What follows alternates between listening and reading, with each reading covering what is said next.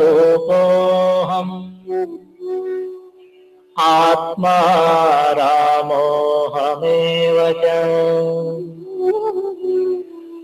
अखण्डानन्दरूपोऽहम् अहमेवाहमव्ययः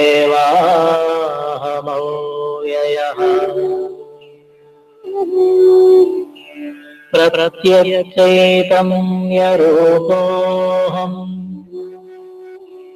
शान्तोऽहम् प्रकृतेः परः शाश्वतानन्दरूपोऽहम् अहमेवाहमव्ययः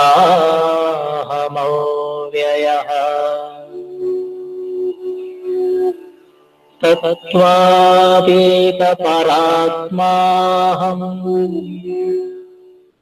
मध्यातीतः परशिवः मायातीतपरञ्ज्योतिः अहमेवाहमव्ययः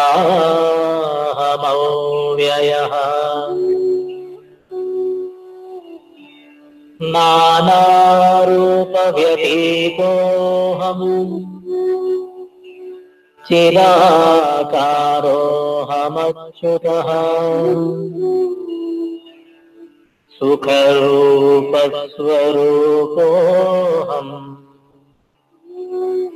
अहमेवाहमव्ययः माया तत्कार्यदेहादि मम नास्त्येव सर्वदा स्वप्रकाशैकरूपोऽहम्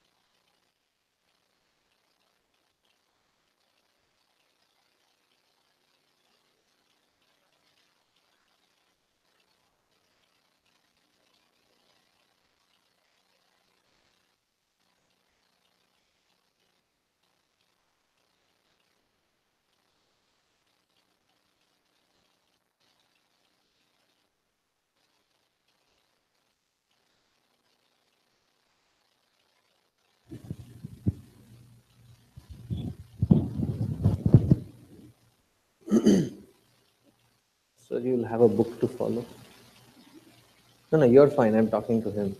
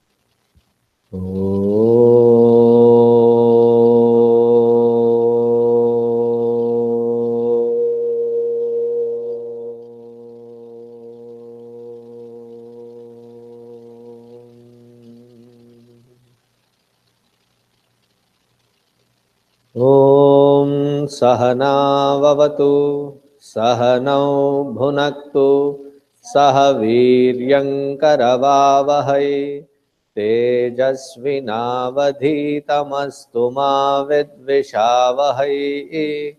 ओम शांति शांति शांति।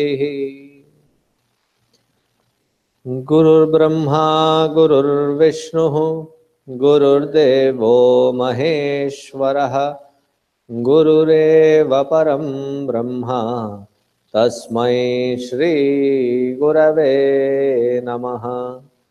तस्मै श्री गुरवे नमः।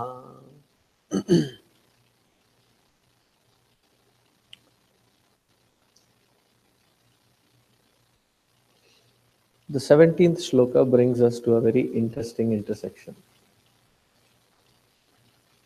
When you closely look at this whole path of spirituality and spiritual growth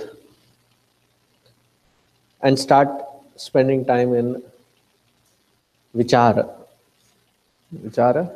start spending time into contemplating about it. Now one does wonder, who is it that is really bound and who is it that is really talking about liberation, and who gets liberated? What gets liberated? Because technically speaking, this body is perishable, that which we are born into.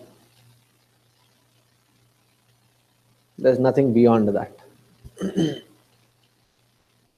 And you may want your body to be mummified, or what is the new technology?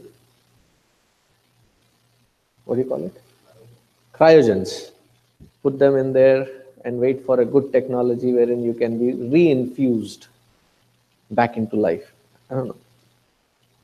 You may want to put your bodies there, but I don't have a hope.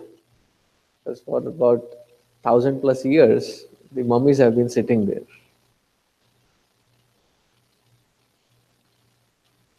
The body is limited.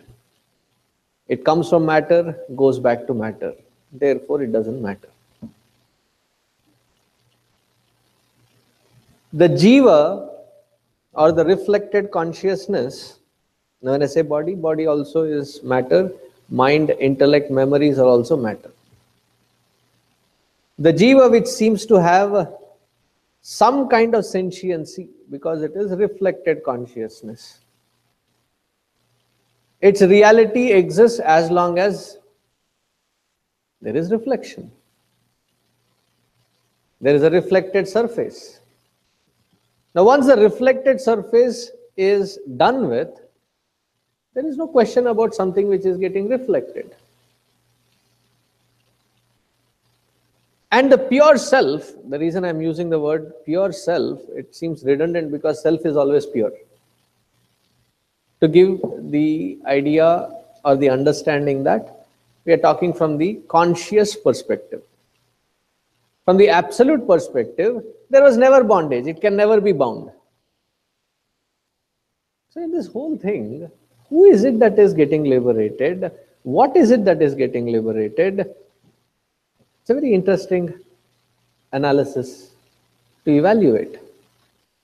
And this particular shloka, the 17th one,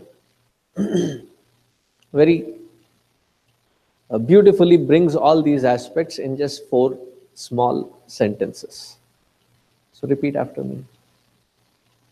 If you have the book, it is page 73.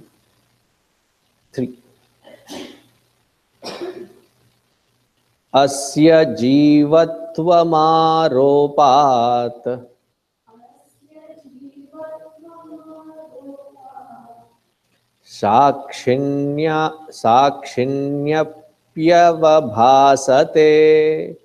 साक्षिण्यप्यवभासते आवृतौ तु विनष्टायाम् भेदे भाते पयाति तत्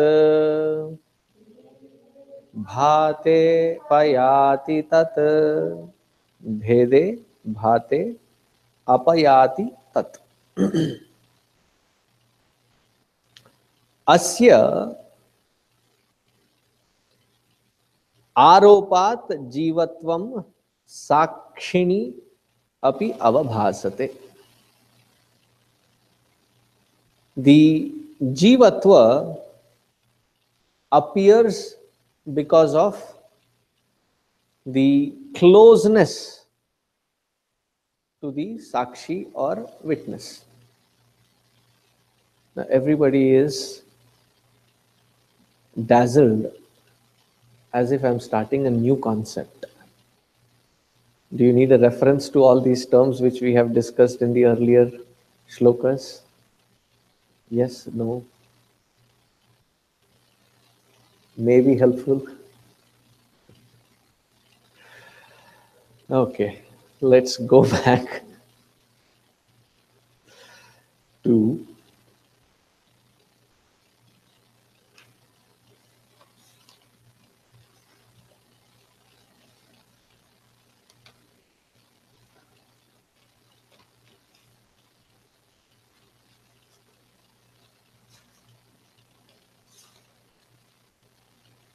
just so that we can rekindle your thinking process.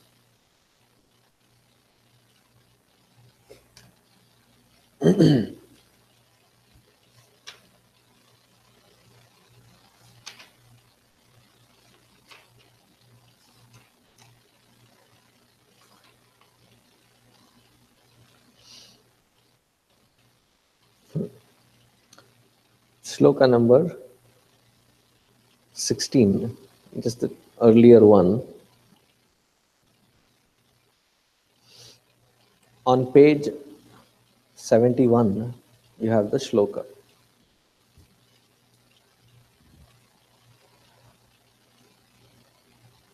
So the example that was taken long time ago when we started this discussion with the first shloka was,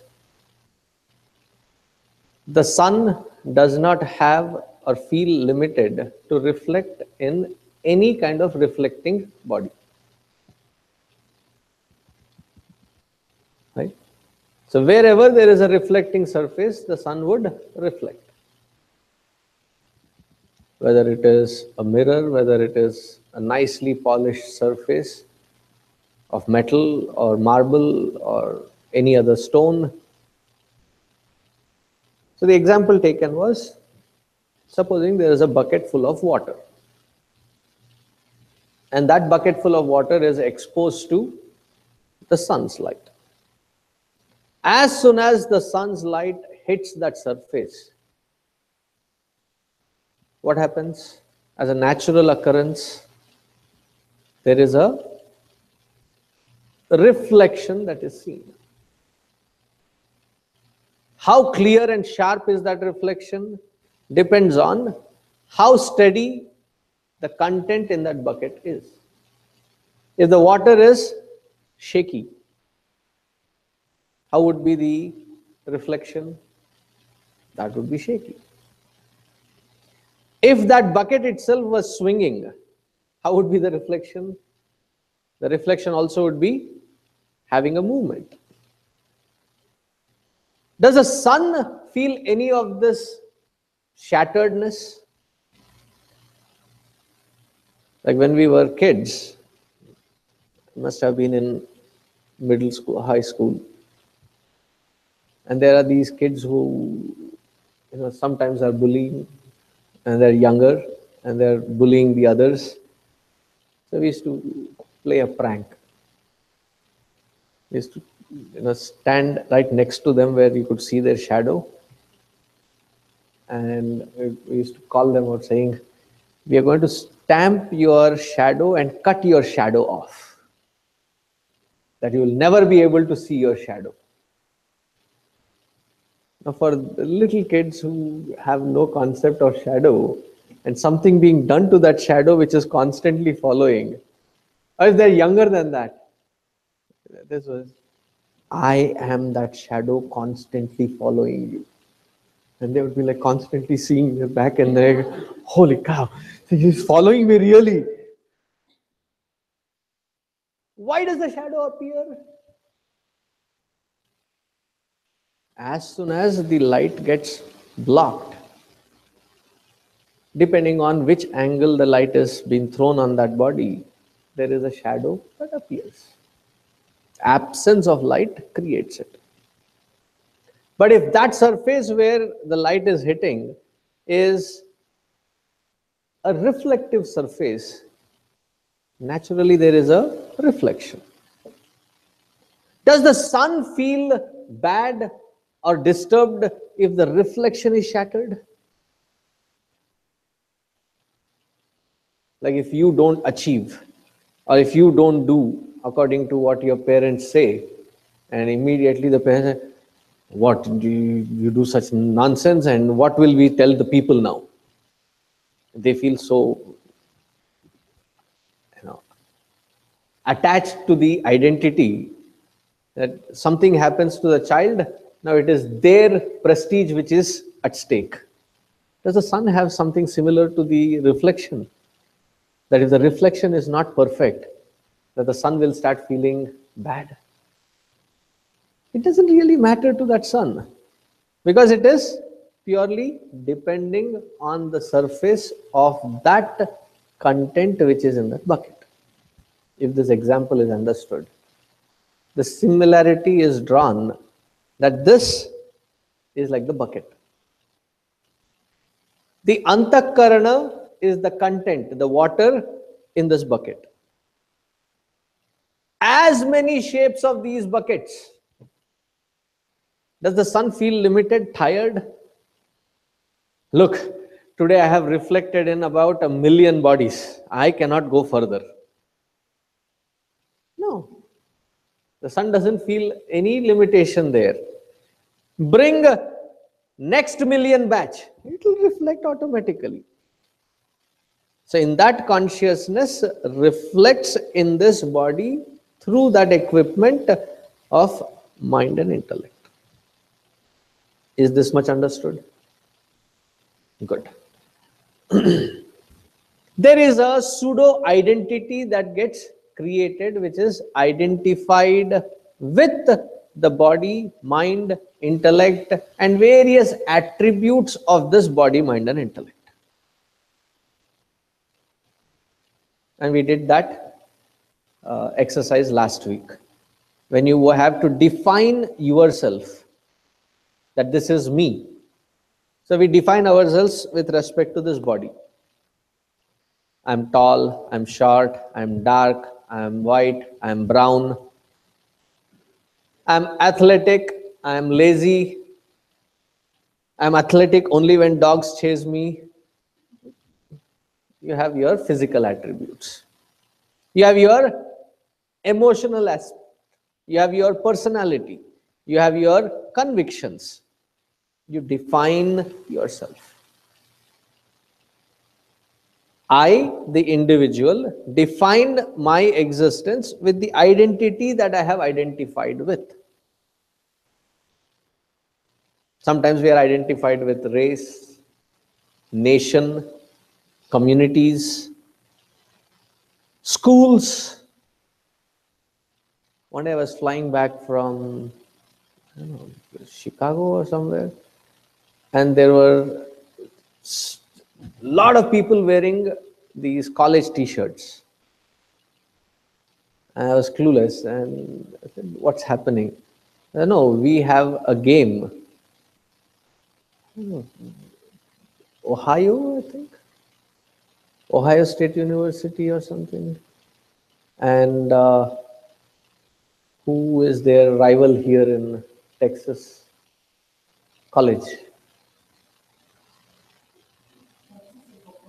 Texas and Oklahoma, okay.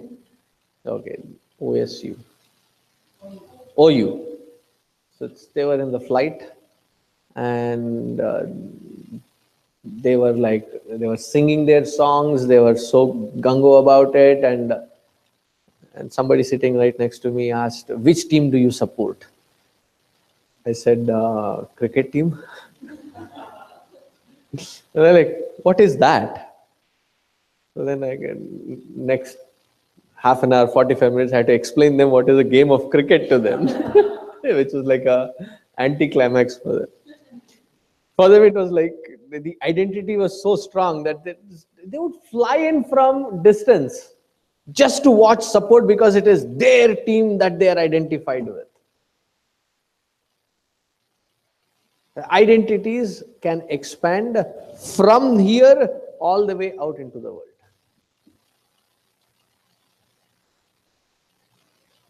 Now we are trying to evaluate the worth of each one of these layers of identity. Right? That is what this particular shloka is doing. So the first question that is being asked is, when we talk about freedom, to be free, to be liberated, who is it that is bound and what is it that is seeking liberation?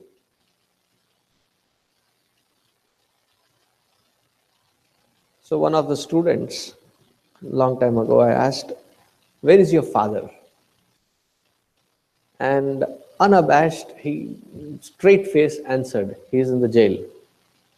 And my face like suddenly, oh, I'm sorry to hear. What happened? I said, no, he works there. He's a doctor there in the prison. He is not imprisoned, he is in the jail. He is in the prison system. He is a doctor that goes there.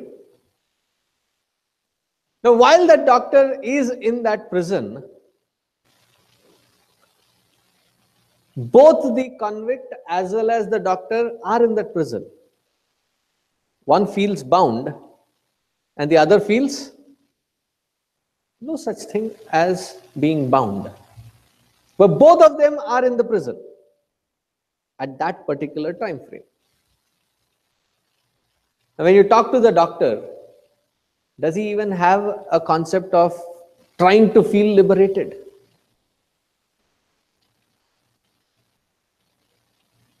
Similarly is the concept of being liberated when you see a person who is realized and the person who is not realized. A person who is realized doesn't mean that they have suddenly become a friendly ghost. It's not a Casper kind of a situation. Or suddenly their minds have become so completely different that they start seeing things differently. Their memories have not been morphed. So who is it that is liberating from who and what is getting liberated? So here he says, Avritau tu vinashtayam bhede bhate apayati tat. This sense of feeling bound is purely happening because of the imagination. Now, whenever this word is imagination, right since Adi Shankaracharya ji, the people who have called debates have had a problem with the word imagination. How can you call that which I am going through as imaginary? So Adi Shankaracharya ji gives the most favorite example of all Vedantins, which is a rope and a snake.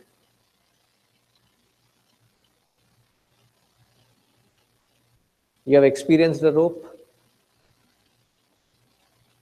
Touch, feel, taste.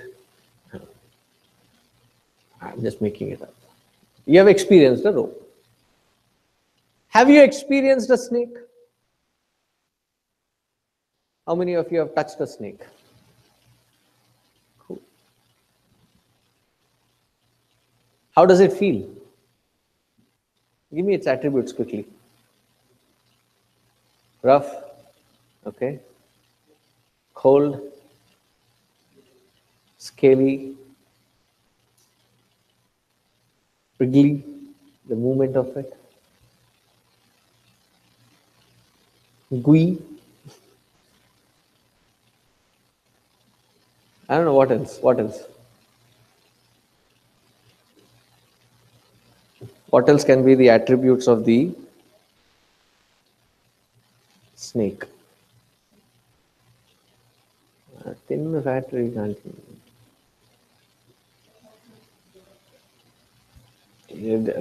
We had gone to the forest in Trinidad ashram. We had gone up into the mountains, and suddenly Prakashananji put a brake, and, he looked at me and said, "Yo, man, you see that?" I said, "Yeah, but what?" He said, "That which is like, behind those bushes that you see, it's not a stone. That's actually a boa." And I was like, "This fat." I said, can we see the whole thing?" "No, man, are you crazy?"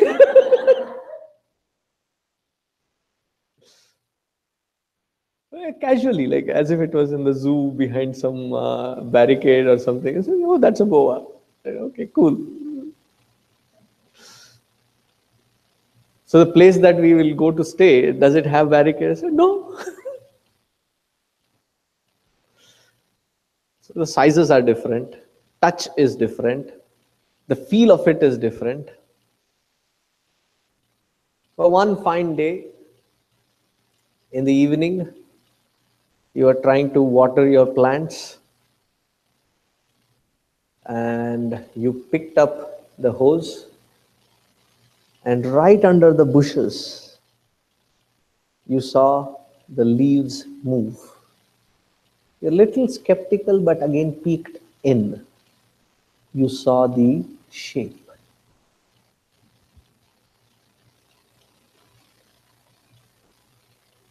You saw the movement, you saw the shape. What did you do with the pipe now? The hose? Drop it and then slowly move backwards and rush into the house. Armed with a danda. Not a dandiya danda. That ain't gonna work. A big danda. A long one.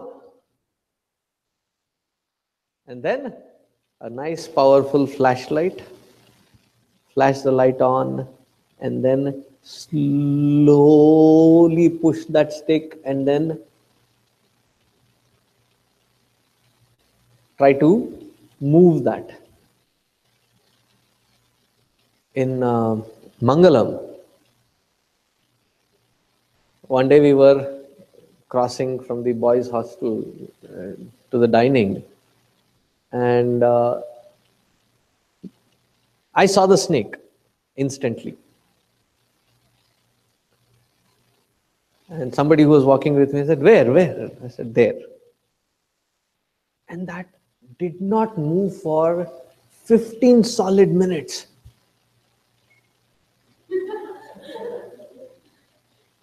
I was also like, "I'm not going to back down. I will also stare at you." I mean, it is one of the laziest, but very poisonous, laziest snakes that I've ever known. Copperhead. Staring. And it seems like almost dead. So after 15 minutes, we both turned to have a conversation. Suddenly slithers away. So I try looking under this bush that there is that shape, and I'm trying to push at it. There is no movement. Maybe it is acting like dead, but it is there. Then I get little more confidence, go closer, and as the light shines there,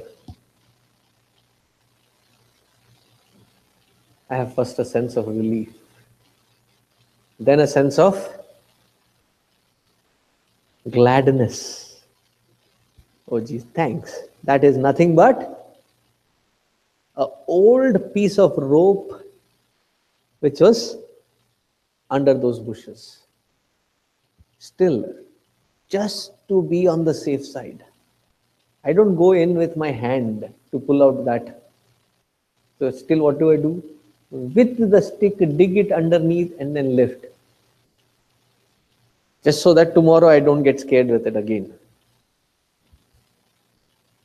So, what was it that decided? My experience decided that it was nothing but a rope. Now, the moment you realize one part of it for sure as a rope, it's a long rope. Do you have to go to the other end to confirm that it is still a rope?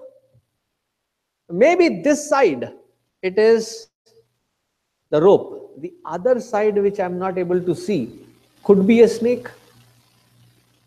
Does that doubt even come once you clearly see that it is just a rope? You went through that experience.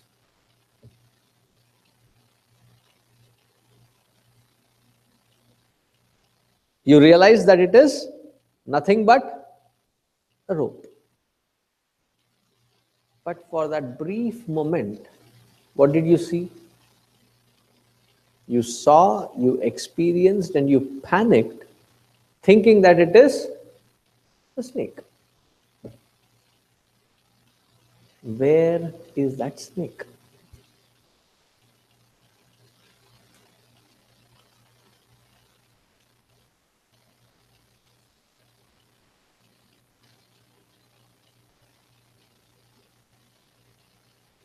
Where is that snake? Is it real? You experienced it, you panicked. You almost had the sweat breaking. And your heart started pounding. Your throat went dry because you wanted to shout. Nothing came out. You went through that effects of fear. Fear of that snake which was not there. So where is that snake?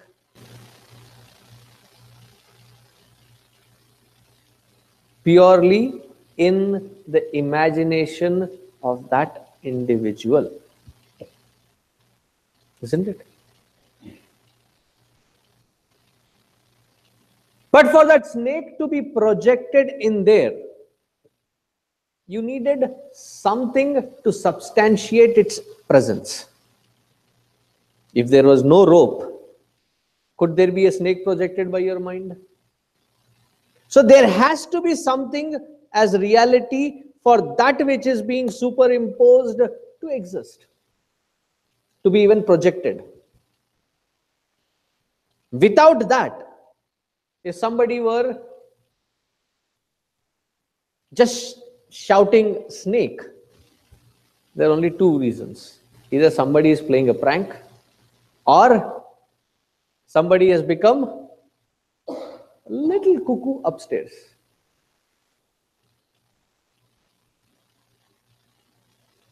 But when you have imagined a snake, you are not being childish, neither are you being delusional. But there is momentarily, there was an illusion that was created where you saw a snake.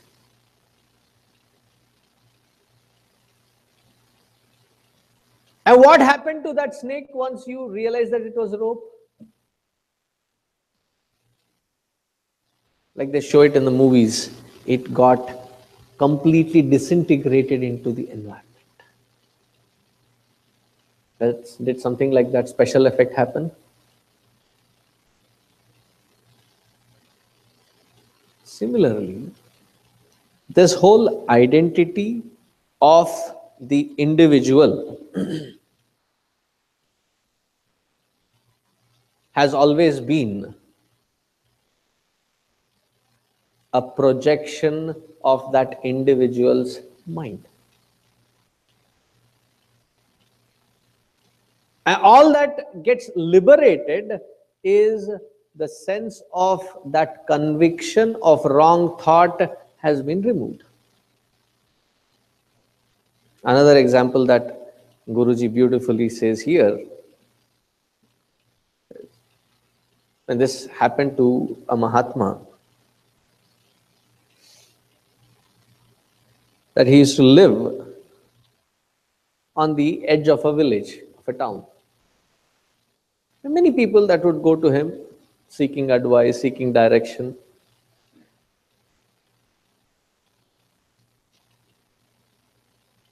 The village head had a daughter who would visit this Mahatma.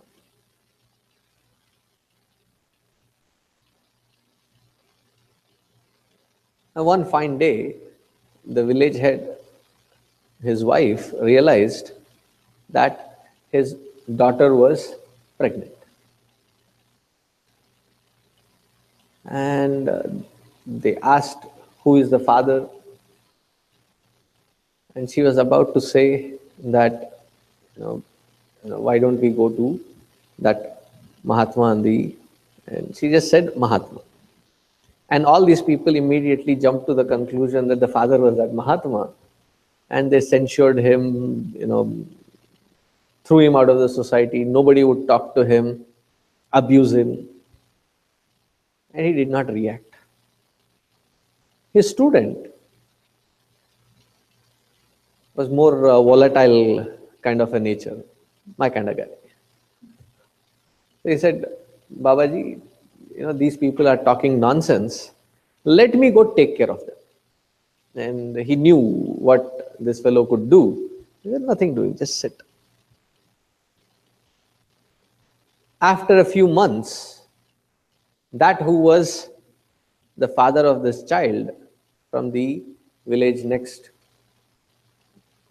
he comes by, musters up some courage and says that, it is me and I want to marry your daughter.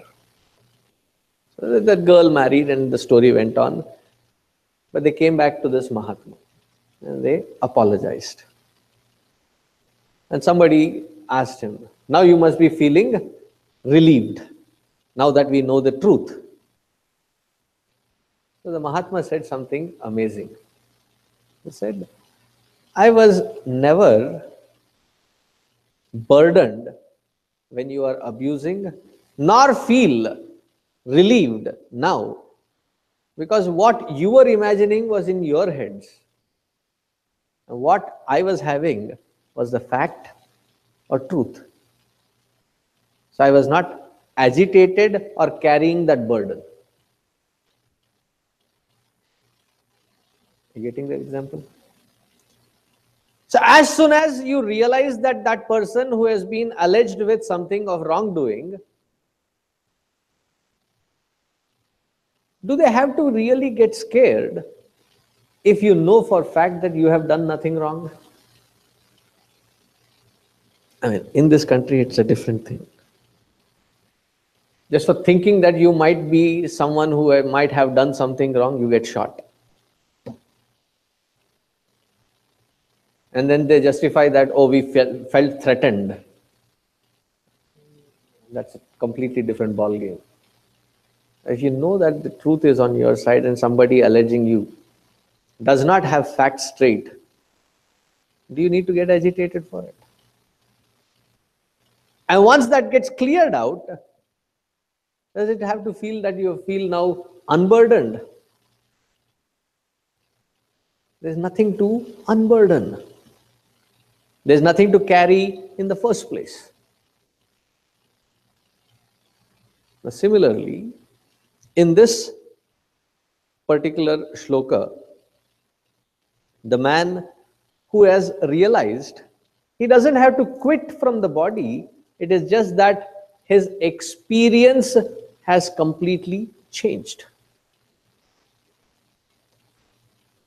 Once, a great saint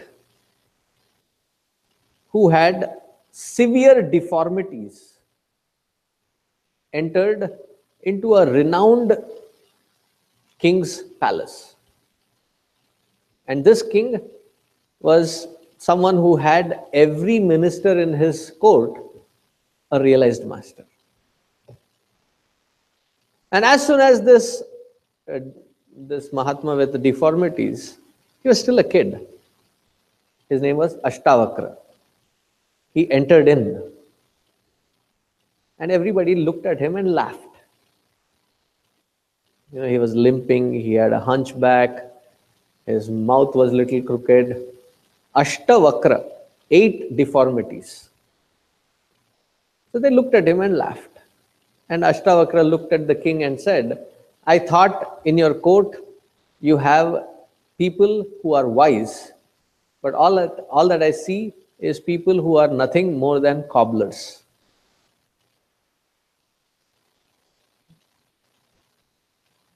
Why a cobbler? Cobbler's drishti, cobbler's vision is only to work with the skin. And people are just looking at my skin, and you call them as a realized person? Then immediately all their smiles vanished away. They said, if it is in today's language, it's my bad.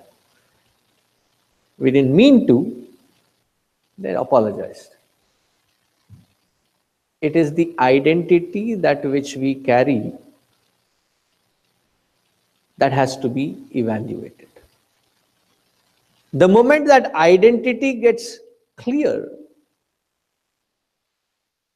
then the one who is identified with that identity also gets liberated.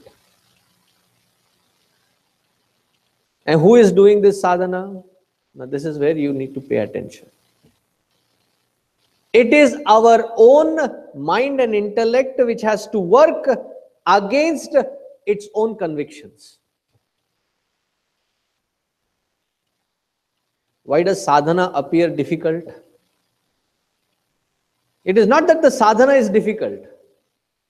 It is not that the spiritual process or spiritual path is difficult. What are the tools that we have? Mind and intellect. Who has to liberate? Mind and intellect. What loves to be in that kind of an identification? Mind and intellect. So the mind and intellect have to use itself against itself.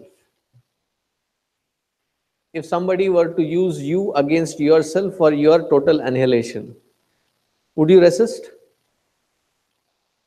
Now that is exactly what the mind and intellect is also trying to do. Resist the whole process of unfolding. Now, how do you bring that strength into that mind and intellect to function and work in the sadhana? There's only one method to strengthen that mind. And that method is called vichara, contemplation. How does vichara bring that strength? That where there is clarity, there is knowledge. That where there is knowledge, there cannot be weakness. If there is weakness, it is the presence of lack of clarity. So wherever there is weakness, how do you remove that weakness? Bring in knowledge. For bringing in the knowledge, bring in clarity. And how do you bring that clarity? By contemplating on this again and again and again. I was at somebody's house in Austin, and the son was who had grown up here. We were getting into the car, and the son was being brought to the lecture, brought to attend my satsang by the force of the father. So you can see a young teenager resisting to be in that kind of an environment. So he wanted to get back at his dad. So he said, Dad, how many times have you heard Bhagavad Gita? I said, almost since I came to this country. So 20, 22 years I've been hearing it. And you still don't get it, do you? That you have to go to these talks after 22 years again. And what he was trying to arrive at was the next sentence he says, well, you didn't get it in these 22 years. Why are you forcing me to? And then his father rolls his eyes and says, look at it, Swamiji, what do I have to deal with? Not that day, but a later day, because I was staying in their place. I pulled him aside and with a casual talk, I said, I know you wanted to get back at your dad, but your question intrigued me. It is not how many years or how many times that you read. Every time you contemplate with the existing state of maturity, you understand one new layer or depth. But as you mature and experience the same aspect, when you reread again, it gives you a better clarity to dive deep into. And it's not about the number of times, it is about how intensely that you can find that clarity. So who is getting liberated? The body is never bound because it is state of matter. That supreme consciousness is ever liberated. Then in between there is the seeming identity with this body, mind and intellect. That seeming identity, which is a projection of the antakarana or the internal equipment, that wrong concept is what is getting liberated. What is getting dissolved? That wrong concept is being dissolved. Now, how can you dissolve a concept? Change a concept? If you do 100,000 times arati, will the concept change?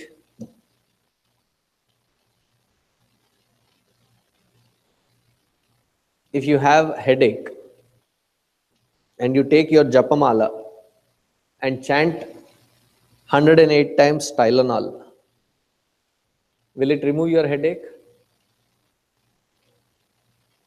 Memorize the entire formula of what it takes to make a tablet of Tylenol. Will that take away?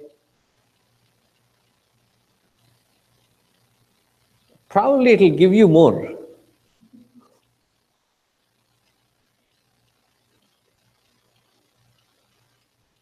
Similarly, all the other processes prep our mind to achieve a subtlety of perception. But what finally removes is this vichara, that concept which has wrongly been visualized, understood, convinced of, that has to be diluted. Once that is diluted, then the illusion is removed and the delusion automatically is wiped away. Getting it? Think about it. If you have questions, we'll talk these questions next week. If you have questions right now, you can ask.